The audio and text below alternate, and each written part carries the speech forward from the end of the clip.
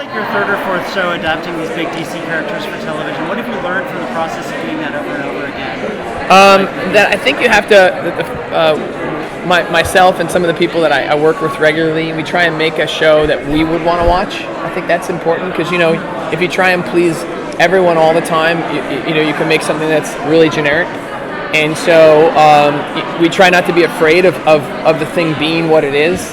And so if it has whatever elements that we loved about the comic book are the things we try and reproduce on the screen.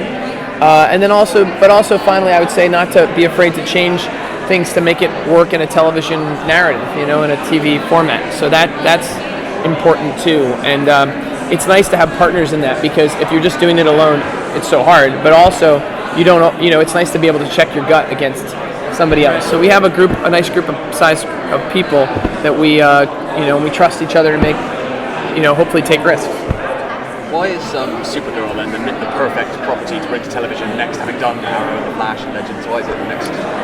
Well, I was excited about it for a couple of reasons. I mean, I went into DC and to Warner's, and they sort of said, who here would you be interested in doing? And they mentioned some other properties, and then they went by Supergirl, but I think that they sort of thought, okay, well, this might play on a younger network somewhere or whatever. And in my mind, I just think the Superman mythos is and the Krypton mythology is just pretty much the most famous mythology, and that S is the most famous letter, in the superhero universe. And so that was the notion of being a part of something that I really felt could connect with a lot of people was exciting. And it is a network where we get more money to make it, and so we can make it a little bigger, and that was exciting too.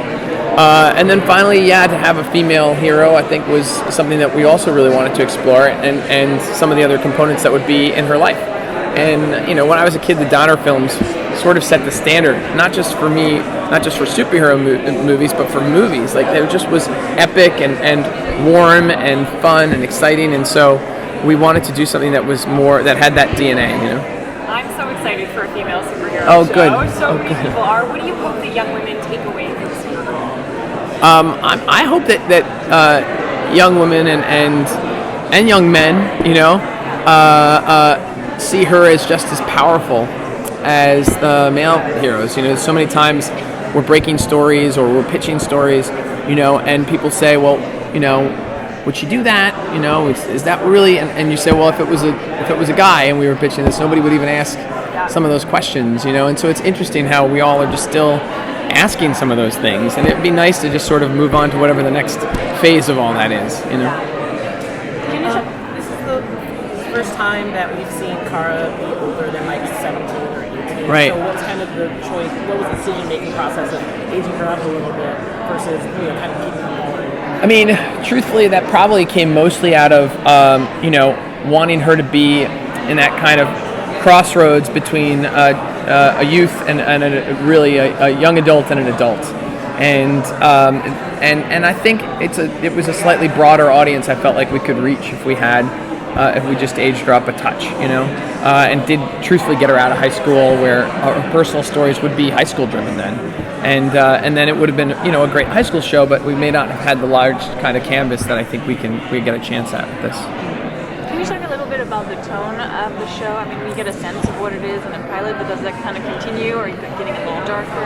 Yeah, I mean, I think the tone, I mentioned the Donner movies, but that's always a touchstone for us in the sense of it's got comedy and it's got heart, and it has action, and the action should feel just as, I don't want to say real, but just as dark at times and scary. And so it's a blend of all of those things. I think in a way, things can be sometimes too comedic or whatever, but this should have, it has a bit of the workplace comedy. It has an adult sibling relationship, which is, if you took all the superpowers out of the show, those things would hopefully be just as interesting and captivating in the story.